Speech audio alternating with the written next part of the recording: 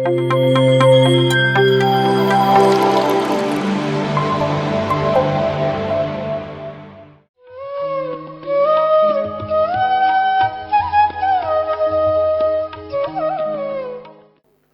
PMC ವಾಹಿನಿ ವೀಕ್ಷಕರಿಗೆ ಹೃದಯಪೂರ್ವಕವಾದಂತಹ ಪ್ರಣಾಮಗಳನ್ನು ಸಮರ್ಪಿಸುತ್ತಾ, ನಮ್ಮೆಲ್ಲರ ಗುರುಗಳಾಗಿರುವಂತಹ ಬ್ರಹ್ಮಶ್ರೀ ಸುಭಾಷ್ ಪತ್ರಿಜಿಯವರಿಗೆ ಕೂಡ ಹೃದಯಪೂರ್ವಕವಾದಂತಹ ನಮಸ್ಕಾರಗಳನ್ನು ತಿಳಿಸುತ್ತಾ, ನಮ್ಮೆಲ್ಲರ ಗುರುಮಾತೆ ಆಗಿರ್ತಕ್ಕಂಥ ಸ್ವರ್ಣಮಾಲಾ ಪತ್ರಿ ಮೇಡಮ್ನವರಿಗೆ ಕೂಡ ಹೃದಯಪೂರ್ವಕವಾದಂತಹ ಆತ್ಮ ಪ್ರಮಾಣಗಳನ್ನು ಸಮರ್ಪಿಸುತ್ತಾ, ಈ ಒಂದು PMC ವಾಹಿನಿಯಲ್ಲಿ ಮೂಡಿಬರುವಂತಹ ಸ್ವಾಧ್ಯಾಯ ಯೋಗ ಕಾರ್ಯಕ್ರಮದ ಅಡಿಯಲ್ಲಿ ಜಗಜ್ಯೋತಿ ಬಸವೇಶ್ವರರು ಹೇಳಿರುವಂತಹ ಅದ್ಭುತವಾದಂತಹ ವಚನಗಳು ಮತ್ತು ಅವುಗಳ ಒಂದು ಸಾರವನ್ನು, ಅವುಗಳ ಒಂದು ಅಂತರಾರ್ಥವನ್ನು, ಅವುಗಳು ತೋರಿಸುವಂತಹ ನಿರ್ದೇಶನ ನೀಡುವಂತಹ ಧರ್ಮಯುತವಾದಂತಹ ವಚನಗಳನ್ನು ನಾವು ಕಳೆದ ಸಂಚಿಕೆಯಿಂದಲೂ ಅಧ್ಯಯನವನ್ನು ಮಾಡುತ್ತಾ ಬಂದಿದ್ದೇವೆ ಮೈ ಡಿಯರ್ ಫ್ರೆಂಡ್ಸ್. ಬಸವೇಶ್ವರರು ಅದ್ಭುತವಾದಂತಹ ಆಧ್ಯಾತ್ಮಿಕ ವಿಜ್ಞಾನಿ, ಆಧ್ಯಾತ್ಮಿಕ ಶಾಸ್ತ್ರಜ್ಞರು ಮೈ ಡಿಯರ್ ಫ್ರೆಂಡ್ಸ್. ಆ ಶಾಸ್ತ್ರಜ್ಞರು ಏನೆಲ್ಲ ಆ ಜ್ಞಾನವನ್ನು ತೆಗೆದುಕೊಂಡಿದ್ದಾರೋ ಆ ಜ್ಞಾನವನ್ನೆಲ್ಲ ಈ ಒಂದು ವಚನಗಳ ಮುಖಾಂತರವಾಗಿ ನಮ್ಮೆಲ್ಲರಿಗೆ ಮಾರ್ಗದರ್ಶನವನ್ನು ನೀಡುತ್ತಾ ಬಂದಿದ್ದಾರೆ ಮೈ ಡಿಯರ್ ಫ್ರೆಂಡ್ಸ್.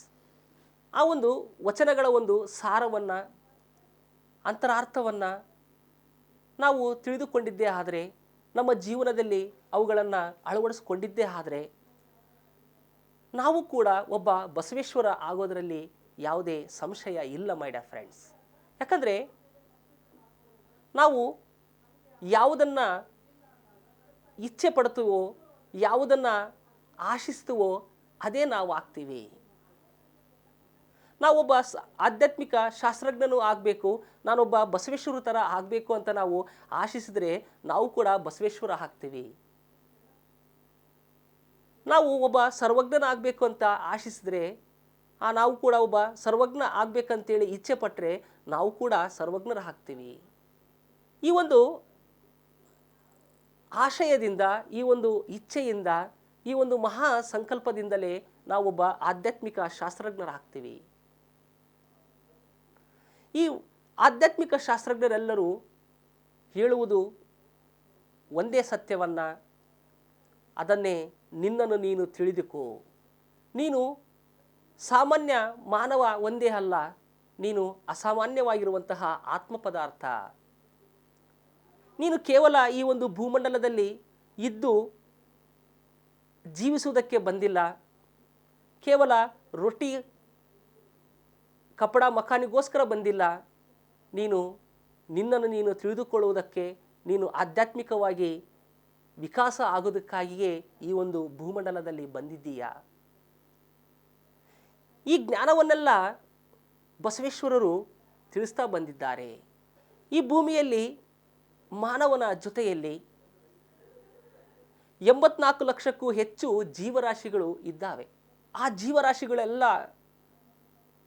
ನಮಗಿಂತಲೂ, ಅಂದರೆ ಮಾನವನಿಗಿಂತಲೂ ಕೆಳಸ್ತರದಲ್ಲಿ ಇರ್ತಕ್ಕಂಥ ನಮ್ಮಂತೆಯೇ ಆತ್ಮಸ್ವರೂಪಿಗಳು ಸಹ ಅವುಗಳಿಂದಲೂ ಸಹ ನಾವು ಎಷ್ಟೋ ಜ್ಞಾನವನ್ನು, ವಿಜ್ಞಾನವನ್ನು ಪಡೆಯಬಹುದು ಎನ್ನುವಂತಹ ಜ್ಞಾನವನ್ನು ಬಸವೇಶ್ವರರು ಅವರ ಒಂದು ವಚನದ ಮುಖಾಂತರವಾಗಿ ಹೇಳ್ತಾ ಇದ್ದಾರೆ. ಆ ಒಂದು ವಚನವನ್ನು ಈ ಒಂದು ಸಂಚಿಕೆಯಲ್ಲಿ ತಿಳಿದುಕೊಳ್ಳೋಣ. ಕಾಗೆಯೊಂದಗಳು ಕಂಡಡೆ ಕರಿಯದೆ ತನ್ನ ಬಳಗವನು, ಕೋಳಿ ಒಂದು ಗುಟುಕು ಕಂಡಡೆ ಕರಿಯದೆ ತನ್ನ ಕುಲವನ್ನೆಲ್ಲ.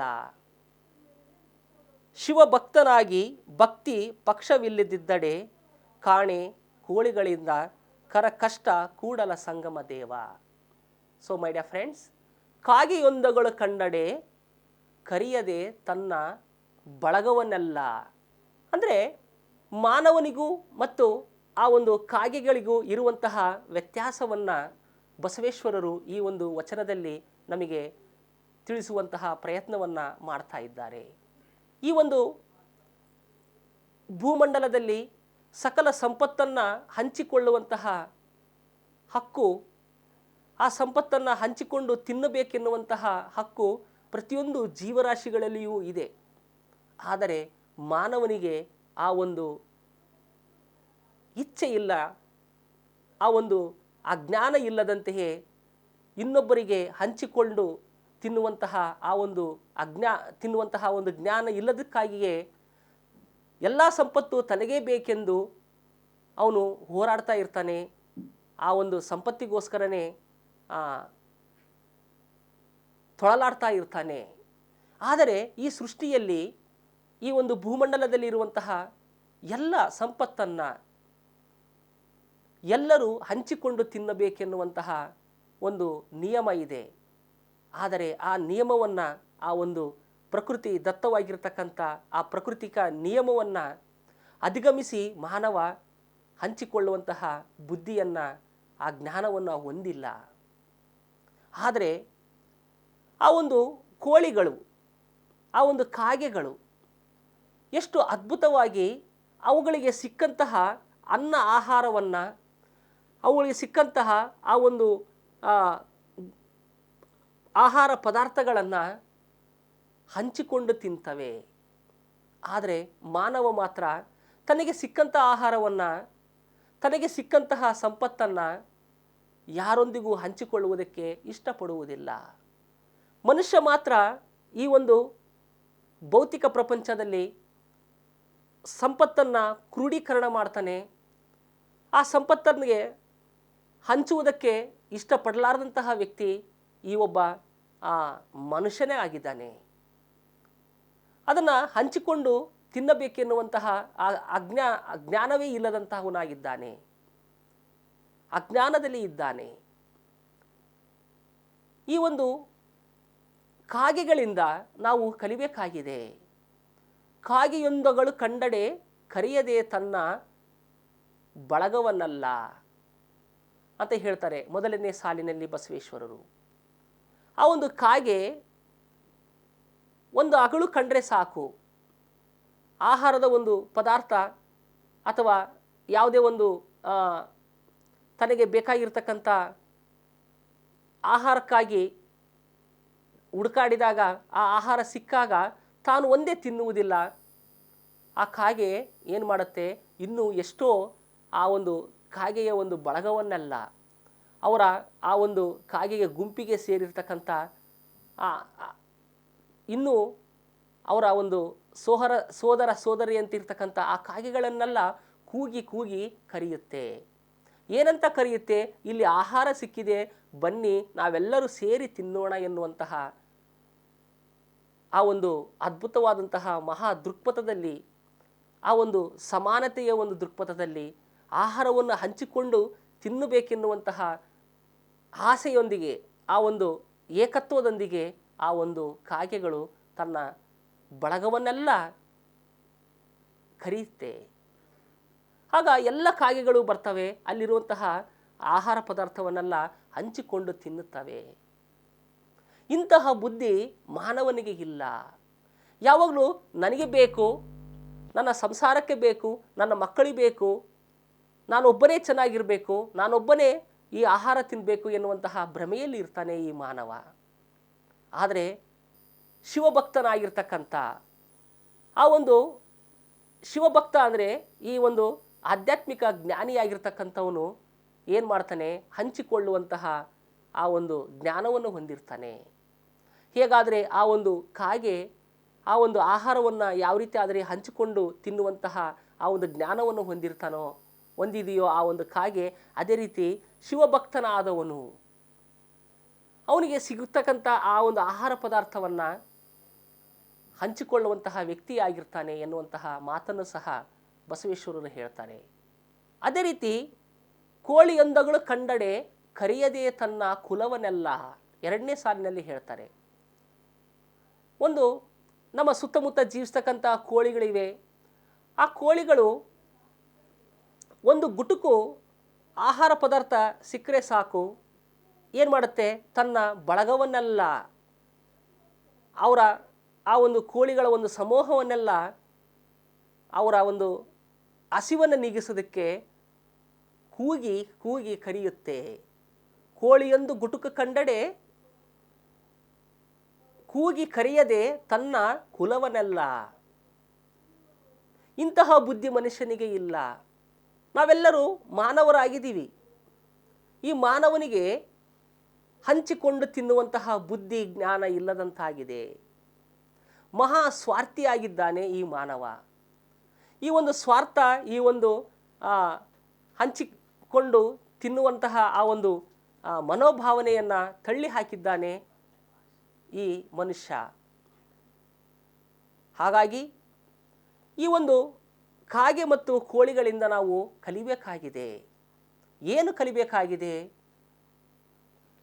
ಈ ಭೂಮಂಡಲದಲ್ಲಿ ಸಿಗುವಂತಹ ಆಹಾರವನ್ನು, ಈ ಭೂಮಂಡಲದಲ್ಲಿ ಸಿಗ್ತಕ್ಕಂಥ ಸಂಪತ್ತನ್ನು ಮಾನವರೆಲ್ಲರೂ ಸಮಾನತೆಯಿಂದ ಹಂಚಿಕೊಂಡು ತಿನ್ನುವಂತಹ ಒಂದು ಏಕತೆಯನ್ನು, ಆ ಒಂದು ಹಂಚಿಕೊಂಡು ತಿನ್ನುವಂತಹ ಆ ಜ್ಞಾನವನ್ನು ನಾವು ಹೊಂದಬೇಕಾಗಿದೆ. ಈ ಜ್ಞಾನ ಉಳ್ಳವರೇ ಶಿವಭಕ್ತರಾಗಿದ್ದಾರೆ. ಯಾವಾಗಾದರೆ ಧ್ಯಾನವನ್ನು ಮಾಡ್ತಾರೋ, ಧ್ಯಾನ ಮಾಡಿ ಆತ್ಮಜ್ಞಾನಿಗಳಾಗ್ತಾರೋ, ಆ ಆತ್ಮಜ್ಞಾನದಿಂದ ಅವನಿಗೆ ಒಂದು ಸಮಾನತೆಯಿಂದ, ಏಕತೆಯಿಂದ ಜೀವಿಸಬೇಕು ಎನ್ನುವಂತಹ ಆ ಒಂದು ಜ್ಞಾನ ಬರುತ್ತೆ. ಶಿವಭಕ್ತ ಅಂದರೆ ಆಧ್ಯಾತ್ಮಿಕ ಜ್ಞಾನಿ. ಆ ಒಂದು ಆಧ್ಯಾತ್ಮಿಕ ಜ್ಞಾನವನ್ನು ಹೊಂದಿದವನೇ ಶಿವಭಕ್ತನಾಗಿ, ಆ ಒಂದು ಭಕ್ತಿ ಪಕ್ಷವಿಲ್ಲದದ್ದಡೆ, ಅಂದರೆ ಆ ಒಂದು ಪಕ್ಷಭೇದ ಮಾಡಲಾರದಂತೆ ಇದ್ದಂತಹ ಆ ಒಂದು ವ್ಯಕ್ತಿ ಏನು ಮಾಡ್ತಾನೆ, ಆ ಸಂಪತ್ತನ್ನು ಎಲ್ಲರಿಗೂ ಹಂಚುವಂತಹ ಕೆಲಸವನ್ನು ಮಾಡ್ತಾನೆ.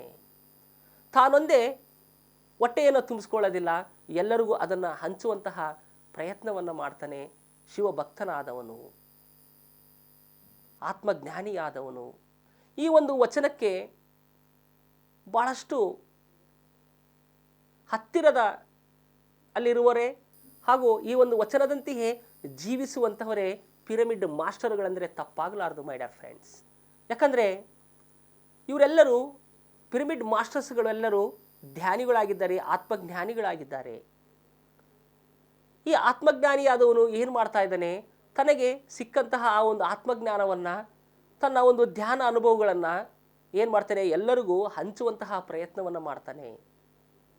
ಯಾವ ರೀತಿ ಆದರೆ ಕಾಗೆ ಕೋಳಿಗಳು ಸಿಗ್ತಕ್ಕಂಥ ಒಂದು ಪದಾರ್ಥವನ್ನು ಹಂಚಿಕೊಂಡು ಯಾವ ರೀತಿ ಆದರೆ ತಿಂತವೋ, ಅದೇ ರೀತಿ ಆತ್ಮಜ್ಞಾನಿಯಾಗಿರ್ತಕ್ಕಂಥ ಈ ಒಬ್ಬ ಪಿರಮಿಡ್ ಮಾಸ್ಟರು ಸಹ ಏನು ಮಾಡ್ತಾನೆ, ತನಗೆ ಸಿಕ್ಕಿರ್ತಕ್ಕಂಥ ಆತ್ಮಜ್ಞಾನವನ್ನು,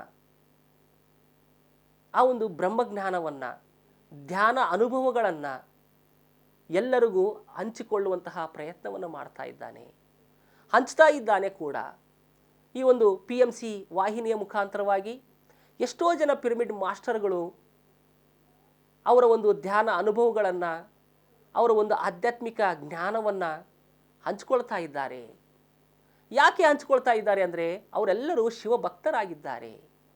ಆ ಒಂದು ಭಕ್ತಿಯಲ್ಲಿ ಯಾವುದೇ ರೀತಿಯಾದಂತಹ ಪಕ್ಷ ಭೇದವನ್ನು ಮಾಡ್ತಾ ಇಲ್ಲ.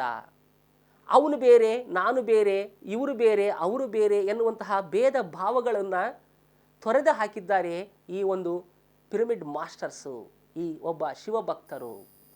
ಶಿವಭಕ್ತರು ಅಂದರೂ ಒಂದೇ, ಪಿರಮಿಡ್ ಮಾಸ್ಟರ್ಸು ಅಂದ್ರೂ ಒಂದೇ ಮಾಸ್ಟರ್ಸ್.